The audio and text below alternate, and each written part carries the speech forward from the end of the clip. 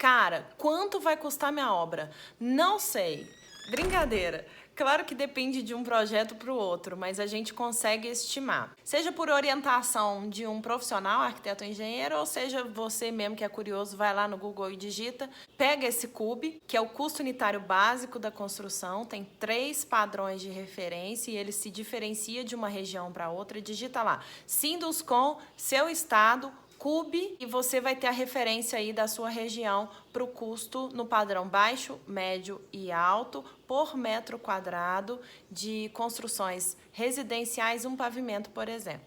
Para você ter uma ideia, a diferença entre padrões é basicamente acabamento. No padrão baixo, peitoril e soleira é ardósia. No padrão alto, peitoril e soleira é granito São Gabriel. E o padrão alto não é nada luxuoso, não é mansão, é um bom padrão. A gente vai fazer uma continha agora, vamos pegar esse padrão alto, que é o nível da casa que a gente está querendo, né, queridos? Se a gente puder fazer mansão, beleza, mas por enquanto a gente não está podendo. Aqui em Belo Horizonte, R$ 2.100 o metro quadrado, e numa situação hipotética, esse projeto tem 100 metros quadrados de edificação. Beleza, 2.100 vezes 100 metros quadrados, R$ 210 mil. Vamos fazer uma pausa. Isso é custo e isso não engloba uma série de outros fatores. Por exemplo, projetos variam de 5% a 12% do custo total da sua obra. Projeto arquitetônico, estrutural, hidráulico, elétrico, e não tem como fazer a obra sem projetos. Vamos considerar aqui 10% do custo total. Além de projetos, 2. Serviços preliminares. O que é isso? A mobilização para você dar início aos serviços. Padrão elétrico, canteiro de obra, tapume. Vou fazer um parênteses agora.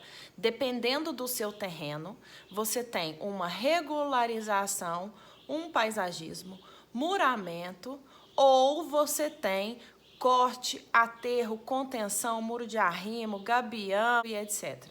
Como esses itens variam muito de um tipo de terreno para o outro, da área de um terreno para outra, a gente não vai fazer a conta disso, realmente precisa de um projeto, isso não dá, não tem um parâmetro por metro quadrado, então vamos colocar esse pacotinho fora da nossa conta, lá no final a gente volta a discutir sobre ele.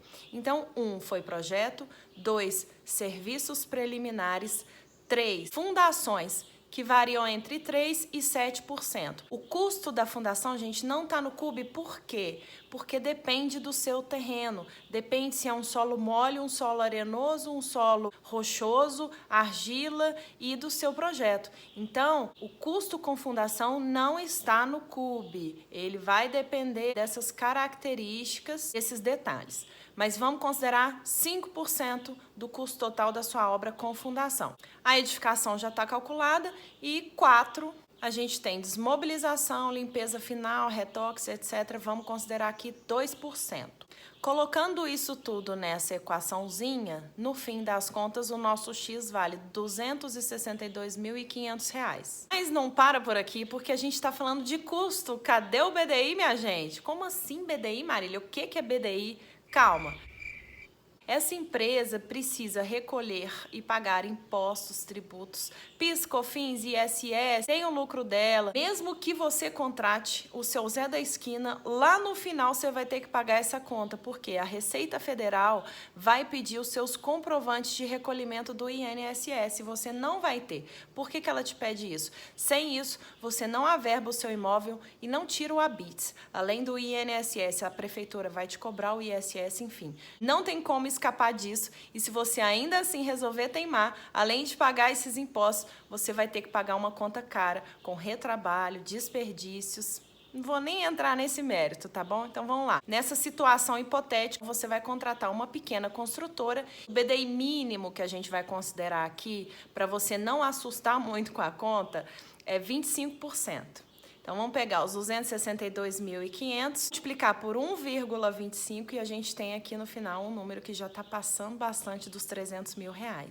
Lembrando agora daquele pacotinho que a gente deixou de lado, terraplenagem, contenções, paisagismo, que ainda cresce bastante coisa, principalmente se o seu terreno não for plano. Aí, meu filho, olha, vou te falar que você vai gastar uma grana violenta com a terraplenagem e com as contenções. Não é brincadeira, o custo é alto. Por segurança, vamos colocar aí R$ 3.500 um metro quadrado. Isso é para você ter uma ordem de grandeza, uma noção de qual área de projeto você tem condições de investir.